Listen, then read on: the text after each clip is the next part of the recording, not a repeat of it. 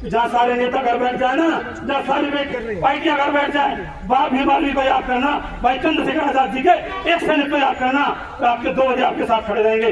लड़ाई से नहीं, लक्ष्य से नहीं, चोट से नहीं। सुप्रीम कोर्ट में हमारे भाई बैठे हैं, चैम्बर नंबर 220 हमारे राष्ट्रीय चेयरमैन साहब है, 100 एडवोकेट आपके लिए सुप्रीम कोर्ट में खड़े मिलेंगे। लेकिन बात न्याय की हो, ऐसा ना हो लड़ाई हम यहाँ कर रहे हैं और रात के 2 बजे राजीनामा हो जाए और फिर कहेंगे वकील भी बिक गया, वो बीमार भी बिक गई और समाज भी बिक गया।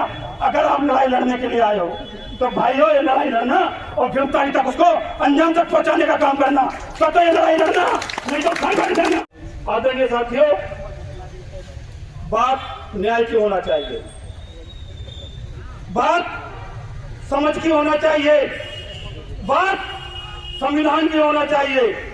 जितने सीआईडी के मेरे आसपास पुलिस वाले खड़े, सुन लो मेरी बात, ध्यान से सुन लेना जो मैं संदेश दे रहा हूं, और इसको हल्के में मत लेना, क्योंकि ये बात भाई चंद्रशेखर आजाद तक भी पहुंच चुकी है। तो ये अभी आप सोच रहे हैं या 100-200 लोग बैठे हैं, तो ये 2000 और 10,000 20,000 में भी होंगे। तो ये मैं पहले बता रहा हूं कि 2 घंटे के अंदर पहले तो गिरफ्तारी में हो जाना चाहिए। बात आती है न्याय की। आदरणीय साथियों, वो बच्चा 11 साल का है। सारे कानून, पहली बात तो जिस तरह से उस वीडियो में उस बच्चे को नीचे जमीन पे बिठाया गया है, कानून के विरुद्ध है। क्यों है? क्योंकि वो कानून के हिसाब से आबकारी बालक है। आबकारी बालक को पुलिस पूछताछ नहीं कर सकती, उससे सवाल नहीं कर सकती। सामने मेरे 3-4 स्टार के एक पदाधिकारी खड़े हैं, मैं उनसे भी जवाब चाहूंगा आने वाले समय में कि एक नाबालिग बच्चे से एक 112 का जो भी वहां पर ऑफिसर जाता है, वो जमीन पर बैठा है बच्चा वीडियो में, वो अपराधी है पुलिस वाला। क्यों? क्योंकि आबकारी बालक से उसके माता पिता के सामने ही कोई सवाल जवाब किया जाता है। शायद ये बात मेरे आदरणीय साथियों को पता नहीं होगी। सबसे पहला अपराध, सबसे दूसरा पहला अपराध, वो बच्चा नाबालिग है। उस नाबालिग बच्चे ने कितना भी बड़ा अपराध किया हो तो उसे कोई टच नहीं कर सकता। पॉस्को एक्ट बनाया गया 2012। तीसरी बात, जो वहां पुलिस वाले गए हैं उन अपराधियों को तुरंत गिरफ्तार करना चाहिए। और अगर उस बच्चे ने जो आरोप लगाए जा रहे हैं झूठे, जो झूठे उस पर आरोप लगाए जा रहे हैं, किस कंडीशन में वहां बच्चा पहुंचा है, ये इन्वेस्टिगेशन का पार्ट है। तो आदरणीय साथियों, हम बातें बड़ी बड़ी करते हैं, एक दिन आएंगे और चले जाएंगे। बात परिवर्तन की भी होना चाहिए।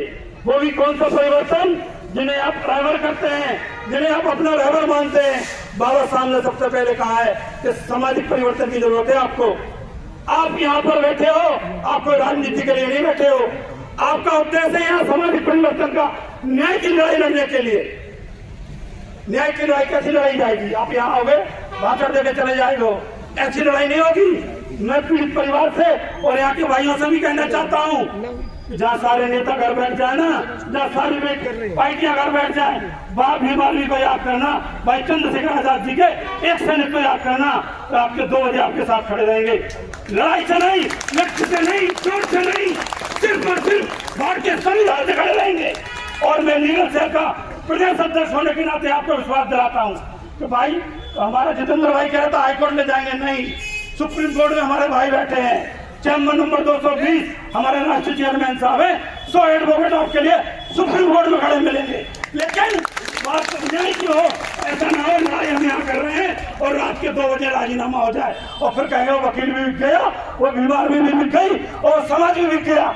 अगर आप लड़ाई लड़ने के लिए आए हो तो भाइयों ये लड़ाई लड़ना और गिरफ्तारी तक उसको अंजाम तक पहुंचाने का काम करना, तो ये लड़ाई लड़ना, नहीं तो घर बैठ जाना।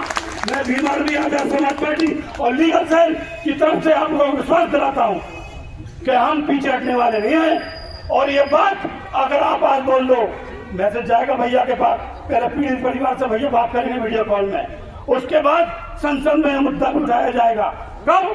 जब आप हमें एक लेटर दे दोगे कि भाई हमें भीम आर्मी की लीगल सेल की मदद चाहिए। जैसे भाई जितेंद्र भाई ने एक स्पेशल पावर अथॉरिटी बनवाई है, एक लेटर हमें भी दे देना, हम बता देंगे। जब सब चले जाएंगे आपके न्याय की लड़ाई लड़ने के बाद हम खड़े रहेंगे। इसी समाज के सामने विश्वास दिलाता हूँ। और ये टीम बैठी है, भाई फरीदाबाद से हमारे आए हैं, जीतू भाई प्रभारी हैं, जिला अध्यक्ष आजाद समाज पार्टी हमारे रणवीर चौधरी जी बैठे हैं, नकुल भाई ने हमारी बात रख दी है और जिला अध्यक्ष जी बैठे हैं और पूरे विधानसभा के प्रभारी बैठे हैं। लेकिन हम जब लड़ेंगे जब आप हमारा साथ दोगे। और मैं विश्वास दिलाता हूँ एक एडवोकेट होने के नाते, मेरे बड़े भाई बैठे हैं, उम्र में बड़े हैं, पहलवान में प्रैक्टिस करते हैं और जानते हैं अच्छे से, मैं इनके कंधे से कंधा मिलाकर हमेशा जब भी आपका हुए खड़ा रहूंगा। लेकिन समय और परिस्थिति के हिसाब से सिर्फ बात समाज की, और जल्दी से जल्दी दोबारा प्रशासन को आगाह कर रहा हूँ, जिस दिन भी आप टाइम रखेंगे उस दिन हम पुलिस प्रशासन को, डीसी साहब को, एसपी साहब को, कमिश्नर साहब को घेरने का काम तो करेंगे। लेकिन ये इतना कमजोर है क्या तुम्हारा समाज? तुमने सदियों से संघर्ष किया है कि तुम्हें भी अभी भी रोड पर बैठना पड़ेगा।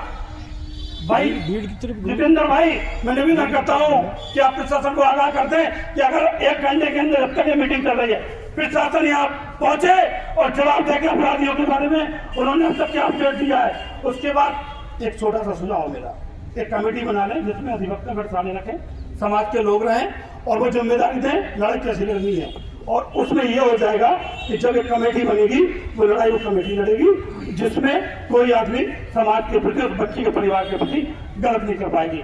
आप लोगों ने मेरी बात सुनी, अगर मेरी बात में किसी को कोई बात गलत लगी हो तो हाथ जोड़ के मुझे क्षमा करें। जय भीम, जय भारत, जय संविधान। बहुत अच्छा वकील साहब।